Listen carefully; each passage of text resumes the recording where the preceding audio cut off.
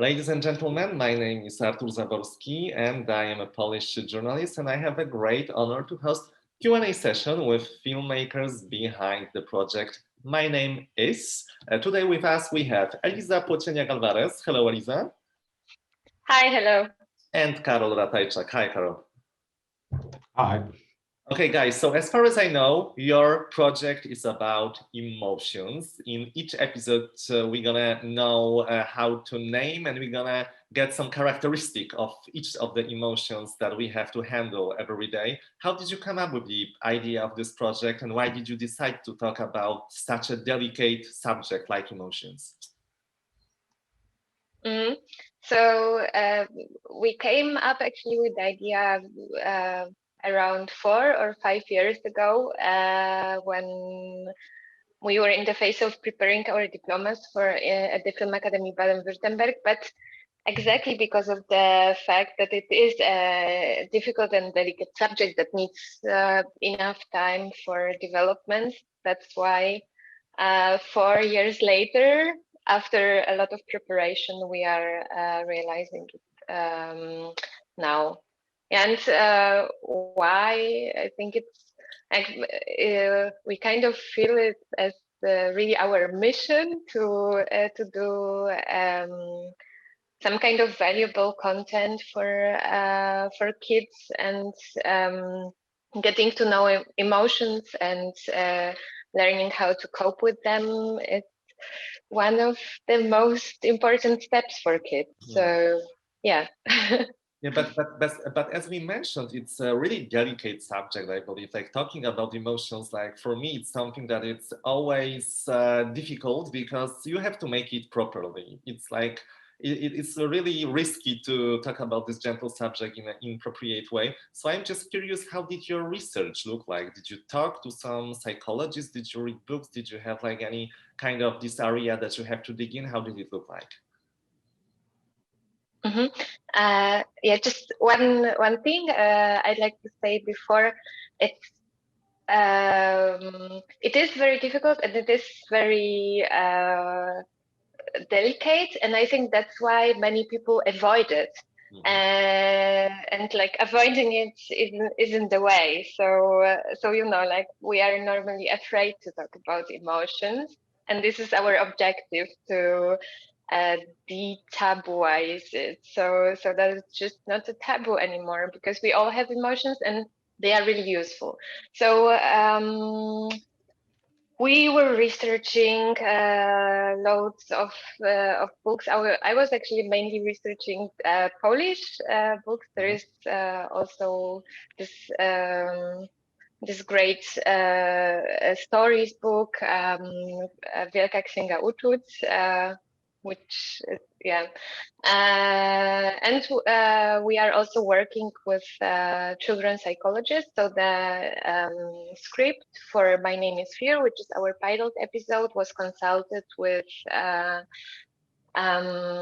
both Polish and German psychologists, and now we are working on the transmedia project, not only consulting but developing the exercises for self-regulation, like in a very close cooperation with Mauri Fries, who is who is a very renowned body therapist and children's psychologist here in Leipzig, Germany. Awesome. And could you tell us a little bit about the form of this project? Because each episode is about different emotion, right?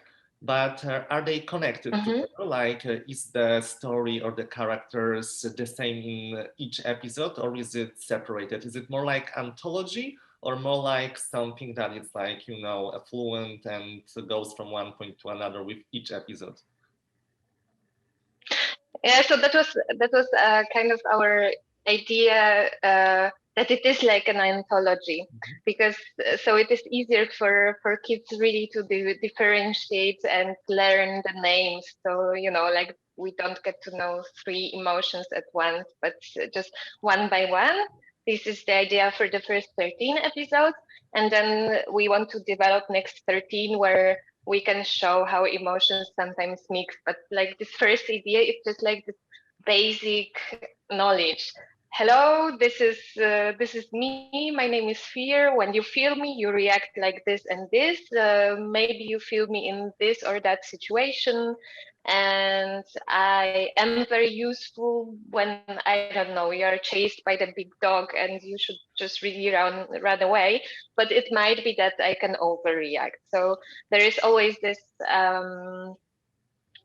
Where in which body parts you feel the emotion, in what possible situations, and always like this overreacting funny situation, and always this really useful situation where the emotion can somehow discover that it is actually a superpower. So yeah, So each that's the emotion, structure. each emotion looks differently also on the screen. What is the idea for the way how you visualize it? Yeah, so we have like a really functional design for the emotions, where what they look like. It's really connected with the fact who they are. So, like for example, fear has lots of big eyes, because it sees. Sorry, I hate these because it sees danger everywhere. And our envy is a green dog with 3 eyes, who sees something to be envious about in each direction. So in our pitch, you are able to see, I think, like 12 designs. Yeah, the, yeah, or yes. So we have 12 ready designs in still in 2D, not yet set in 3D, but I think they already quite well give the characteristics of the character. Yeah, Carol, are you this was still actually, there? Because yeah, thank yeah, you. yeah, yeah, yeah. And this is kind of important because the setting at itself and which the episodes are playing is always repeating. So we have always the same like living room situation, and each episode, like each emotion has to be super different to each other. So the kids are recognizing, this is the fear, and this is like my superpower, or this is something which is important for me now, for example, just to identify the person. So, and to keep the whole format together, like it's always playing in the same room, and it's always this kind of calm, family, warm surrounding. But then we have this kind of super stylized characters that really amplify what they are for and why they are like this and why they act like this. And all the structure of the story itself is also like playing with these kind of small attributes, like different kind of eyes and so on. So this is like all based on what we want to tell with them. It's not just like generic character design. It's just based on what we want to tell. So what you're talking, Carol, it seems like this educational aspect is very important for you. Like, what do you like to learn kids? How to recognize your emotions, how to deal with them? What is your mission actually? The mission is difficult. Like we talked about this like in the beginning. It's a delicate topic, and sometimes it's so delicate that it's like, or when you, other words, when you make content for children, it's sometimes the problem that you always want to share something like something bigger, like any kind of educational work and so on. But you don't want to be like this. Listen to me. You don't want to be your father. Yeah, it's not like you. We are not playing parents here. It should make fun, and it should be something positive, and it should also be, even though we are talking about something super important, it also should be one positive thing about life is sometimes you have to laugh about it, and it's not everything is super serious, and naming things and recognizing things and reflecting things is an important step, but it doesn't mean there are certain kind of things you just only can do when you're relaxed. With fear example, we have the moment where it's like overreacting. The only thing to do in this moment, and the climax is like going like this in this episode, the only thing which helps is not fighting against it. It's just calming down. It's not like something where the superpower is not that the fear fights itself. The superpower is that it's useful, but there has to be something different to solve the problem in this moment. It's not the superpower of fear. And I think this is cool to do this in a funny way, also looking at your own mistakes or problems that you have, and giving the chance to have this kind of fourth person situation. The fear is talking to you. This is like something you can talk to, even though it's yourself. It's just like, and playing with these things makes it funny because you get another connection. It's not like with parents, it's always difficult because you're looking, you're saying like, yeah, it's gonna be hot. If you touch this is gonna be hot. It doesn't help. It doesn't help because you need the experience, and it doesn't help because it's from top to bottom. And sometimes it's easier to go the other way around and to find this kind of point where you get the connection to the kid actually. Gotcha. And so not super educative. As far as I know that you are preparing your project with many additional way. I mean that you are not focused only about the show, but you are also focused about applications, about other way of promoting it. So could you tell a little bit about it? Like what was the concept and what are the other places that actually My Name Is will be present as well? Mm-hmm. Yeah, so the format that is maybe now the most developed is a combination of an interactive book with an app. Mm-hmm. So it is kind of a journal, a book where you have each chapter about different emotions, and you have some exercises for drawing, which can be scanned with AR with the app. Which then leads you to the exercises on the screen.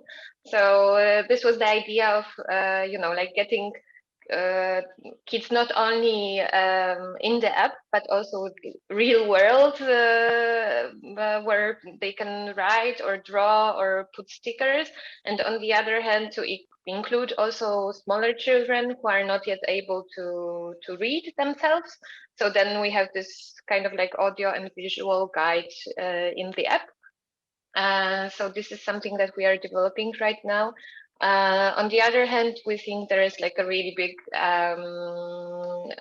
potential of merchandise. Like the characters are, I think, really suitable for being mascots, and this would be, I think, our really good goal when a child can have, I don't know, envy or anger as a mascot, because this is like really, this would be the best of this not being taboo anymore. So yeah, and we were also thinking about audiobooks. So like like there is this Tony box that children can also manage themselves. So yeah, that's also, I think that's it. By now. In the end, I have to ask you about one more thing. I mean, what is the stage of the project in the moment, and who are you looking for during Kids Kino Industry? Mm-hmm. So we finished, well, actually just now, the pilot episode, My Name Is Here, and it will premiere in 2 or 3 weeks at festivals internationally.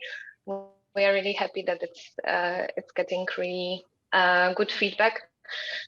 So this was financed by the Middle Germany Film Institute, and now we are working on the scripts for the next episode. So basically we are looking for co-producers, broadcasters. Karol, do you want to say anything to this matter, because it's maybe more your No. Yeah, like I think Eliza summarized everything. Yeah, we just finished the production, and now we're starting with the festival season, and we are basically looking for co-production studio, finance, and distributors and TV stations, basically. So just yeah. Awesome. So you already have the first episode premiere planned at the film festival, right? Yeah. Can you tell us where we're gonna see it? For example, at the Chicago International Children's Film Festival, and in Germany it will be Schlingel will be the premiere. So we hope to gather over there a big part of the team, and yeah.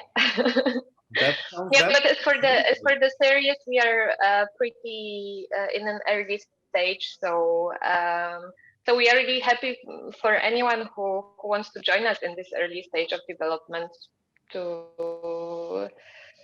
put also the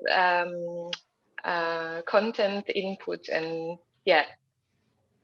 Perfect. So I keep my fingers crossed for the project. Thank you so much for finding the time and for this conversation, and hope to see you face to face during Kids Kino Industry. Yes. Thank you. Perfect. Thank you. Take care, guys. Good luck. Take care. Bye-bye.